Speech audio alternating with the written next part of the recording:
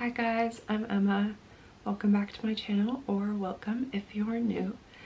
So today I am going to be filming my April TBR, and I'm so excited because the books I have lined up for this month I'm really excited to read. So let's just get right into what I will be reading in the month of April. So the first book, and probably the most important book that I'll read this month, because I do have a deadline for this book. I have to be done with it by May 1st, and there is a reason, and I will explain it later.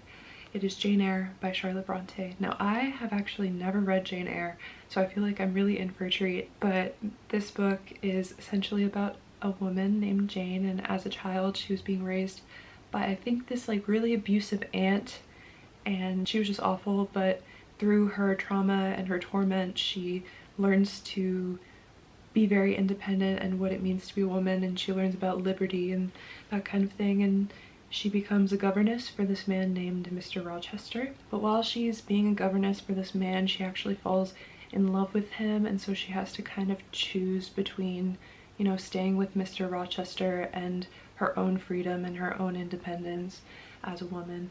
So I'm really excited to read this book, and the reason I actually am reading this book specifically this month is because me and my really good friend Alex, she's probably watching this, Alex, I love you! I love you so much! Her and I have a book club where we read a book together each month, and then we meet up at this cafe called Cafe Gaverny and discuss whatever book we read, and we get some cheesecake and tea, and it's just really nice. We chose Jane Eyre for this month because this is on my personal curriculum, and she happened to own the book as well, and she was like, we can read that, and I was like, okay, sure. So this is what I'm gonna be reading this month with her. And last month we read Hamnet, and I will be talking about that in my March wrap-up, so stay tuned. But yeah, I will be reading Jane Eyre this month. Exciting! Okay, the next book that I will be reading is Kindred by Octavia E. Butler. I have heard so many good things about Octavia Butler. She just seems like an incredible writer, and I haven't read anything by her, so I really felt the need to read this book this month, or I guess in April, next month, because it's March right now. But oh, hello. This book basically follows a woman named Dana, and she is a black woman. I think she's living in New York? California. She's living in California. And one day she just gets thrown back into 1800s Maryland, where slavery was at a all-time high, and she saves this slave owner's son from drowning. And she keeps flipping back and forth between present time and the past, but slowly the time she spends in the past becomes very long, and she starts to be in literal danger for her life because, you know, being black and being in 1800s Maryland, it's not a good situation. So yeah, that is what this book is about. It's not very long. It's like maybe 300 pages max. No, it's not even. It's like 270. But I have really been wanting to read this. It sounds incredibly fascinating and sad, and just I need to read some Octavia E. Butler, so I definitely want to pick this one up for sure. So yeah. Then the next book is A Tale for the Time Being by Ruth Ozeki. So this book basically follows it's kind of a dual timeline from two different perspectives. One of them is from this girl named Now. I think she's 16. Yes, she's 16, and she lives in Japan, and she's being very heavily bullied, and she feels very lonely in her life, and so she takes it upon herself to learn about her great-grandmother, who is a Buddhist. She writes about it all in her diary, I believe. And then on the other side of the world in 2011, I think, this writer named Ruth, she finds this lunchbox, this Hello Kitty lunchbox on the beach, and she assumes that it is debris from the 2011 tsunami in Japan, and she kind of learns about Nao's life because it's Nao's lunchbox.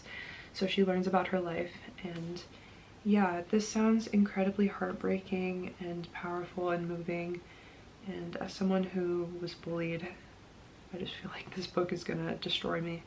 So yeah, but I'm really excited to read this. I have read a few pages of it already, and it seems like something that I would really enjoy. So yeah, I'm gonna be reading this one next. The next book on my TBR I'm so excited for. It is Enamorada by Ava Reid. I have the UK edition just because I think it is stunning, but I love Ava Reid so much. She's one of my favorite authors.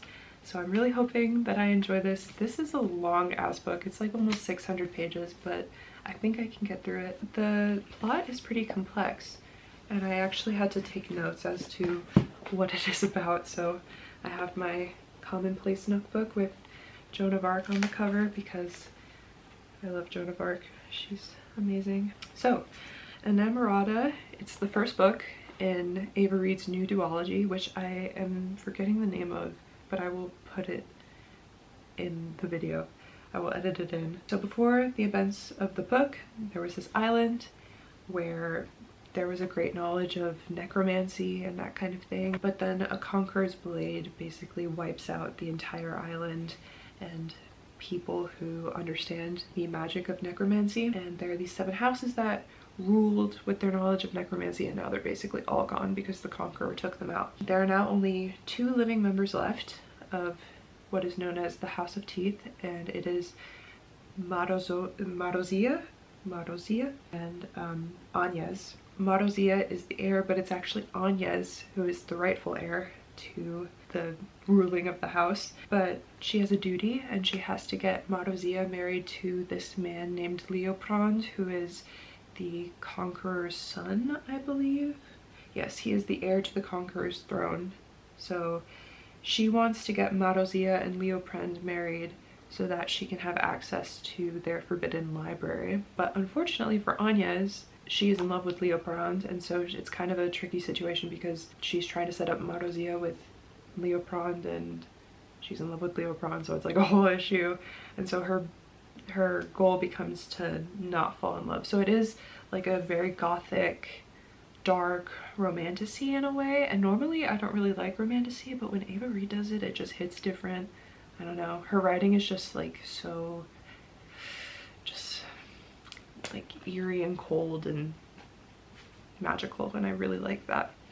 So yeah, really excited for that. I hope I can finish it. I think I will, because I don't have that many books on my TBR, but yeah, I think I can do it. The thing is, I'm reading a lot of pretty long books this month. I'm reading Enamorada, which is like 560 pages, and then Jane Eyre, which is like almost 600 pages, so I gotta lock in for the month of April. But yeah, the next book on my list is Earthlings by Sayaka Murata. My friend Kaylee, who I love so much, she actually recommended this book.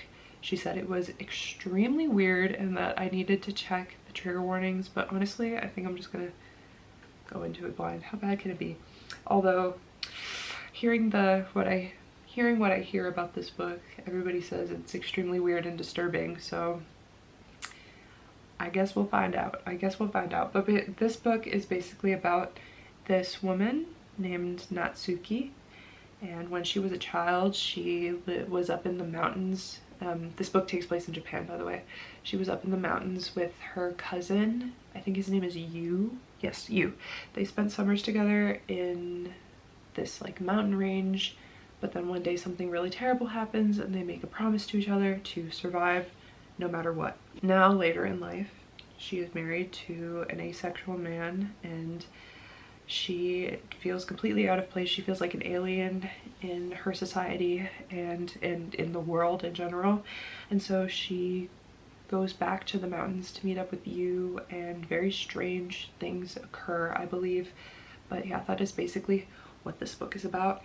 And I'm really excited. The cover is so cute, but I will not be fooled. I know this book is gonna probably fuck me up bad, even though the cover is really cute. Hopefully it doesn't fuck me up too bad, but I don't know. We'll have to see. But I am excited to check this one out because I've heard a lot of good things. And also, my friend Sophie, I gave her this book for her birthday because she really likes weird books, and so I got her this book for her birthday. So I figured I might as well read it myself so that I can discuss it with her. And then the final book on my list, I don't actually own yet. It's arriving in the mail says it should be here tomorrow, but we'll see. It is called Daughter from the Dark by Marina and Sergei Dianchenko. It's translated from Russian, but it follows a DJ named Aspirin, and he saves this 10-year-old girl named Aliona from danger, and Aliona stays the night, but then she won't leave his house basically, and he's like, please get the fuck out of my house, and she's not leaving because she claims to be this musical prodigy. She says that the only way she can save her brother is by playing this piece on the violin. And every time Aspirin tries to get her to leave, she has this plush teddy bear that turns into a monster that protects her, so he literally can't get her to leave his house. She's like, bro, if you help me, I'll leave. Like, you just need to help me out. She's like, I'll even leave Earth if you help me. And he's like, what do you mean by that? But as outside forces begin to coalesce, Aspirin makes a discovery about himself and Aliona. So that is what this book is about.